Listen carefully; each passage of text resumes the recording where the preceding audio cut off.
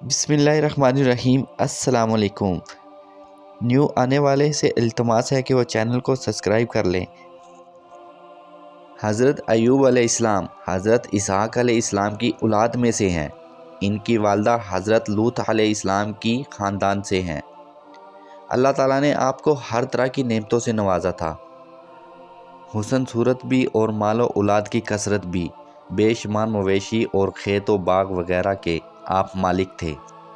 جب اللہ تعالیٰ نے آپ کو آزمائش و امتحان میں ڈالا تو آپ کا مکان گر پڑا۔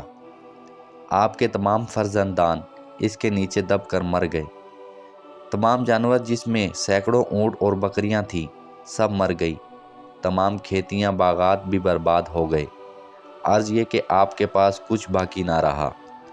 آپ کو جب ان چیزوں کے ہلاکوں اور برباد ہونے کی خبر دی جاتی تھی تو آپ حمد الہی کرتے، شکر بجا لاتے تھے اور فرماتے تھے کہ میرا کیا تھا اور کیا ہے، جس کا تھا اس نے لے لیا۔ جب تک اس نے مجھے دے رکھا تھا میرے پاس تھا، جب اس نے چاہا لے لیا۔ میں ہر حال میں اللہ کی رضا پر راضی ہوں۔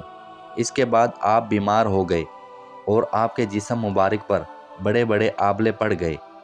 اس حال میں سب لوگوں نے آپ کو چھوڑ دیا، بس فقط آپ کی بیوی جس کا نام رحمت بن افرائم تھا، جو حضرت یوسف علیہ السلام کی پوتی تھی، آپ کی خدمت کرتی تھی۔ سال ہا سال آپ کا یہی حال رہا۔ آپ آبلوں اور پھوڑوں کے زخموں سے بڑی تکلیفوں میں رہے۔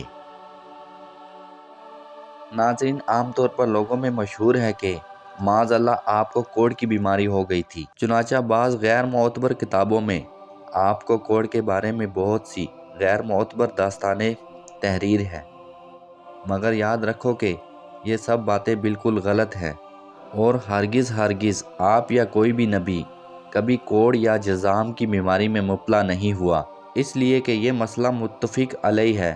اس لیے انبیاء علیہ السلام کا ان تمام بیماریوں سے محفوظ رہنا ضروری ہے، جو عوام کے نزدیک باعث نفرت و حقارت ہیں، کیونکہ انبیاء علیہ السلام کا یہ فرض منصبی ہے کہ وہ تبلیغ و ہدایت کرتے رہیں۔ تو ظاہر ہے جب عوام ان کی بیماریوں سے نفرت کر کے ان سے دور بھاگیں گے تو بھلا تبلیغ کا فریضہ کیوں کر ادا ہو سکے گا؟ العرض حضرت ایوب علیہ السلام کو ہرگز کبھی کوڑ یا جذام کی بیماری میں مبتلا نہیں ہوئے، بلکہ آپ کے بدن پر کچھ آبلے اور پھوڑے پھنسیاں نکل آئی تھی، جن سے آپ برسوں تکلیف اور مشقت جھیلتے رہے اور برابر صابر و شاکر رہے۔ حضرت ایوب علیہ السلام کی دعا۔ پھر آپ نے باحکم الہی اپنے رب سے یوں دعا مانگی۔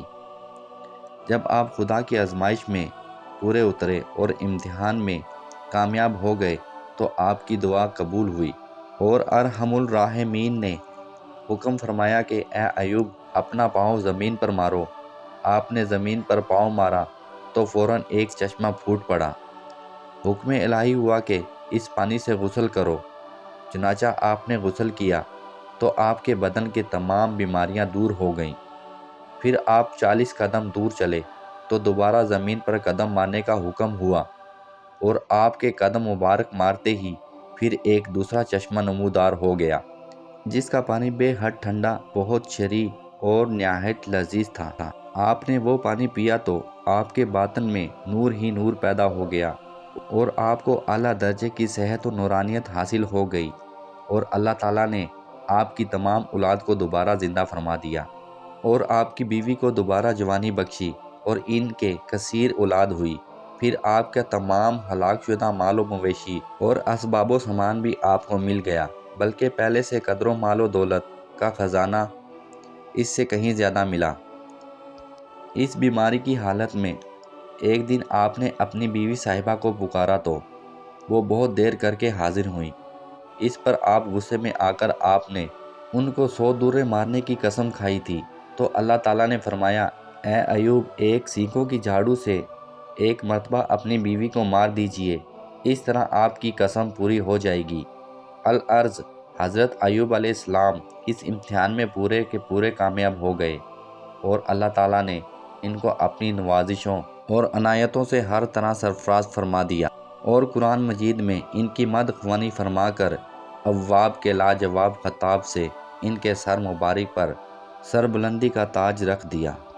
حضرت ایوب علیہ السلام کے اس واقع امتحان میں یہ ہدایت ملتی ہے کہ اللہ تعالیٰ کے نیک بندوں کا بھی خدا کی طرف سے امتحان ہوا کرتا ہے، اور جب وہ امتحان میں کامیاب اور آزمائش میں پورا اترتے ہیں تو خداوند قدوس اس کے مرتبہ اور درجات میں اتنی اعلیٰ سربلندی عطا فرما دیتا ہے کہ کوئی انسان اس کو سوچ بھی نہیں سکتا۔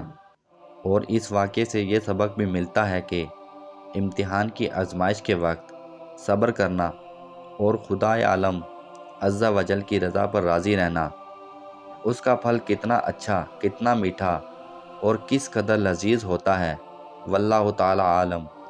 ناظرین، اگر ویڈیو اچھی لگے تو پلیز چینل کو لازمی سبسکرائب کر دیجئے۔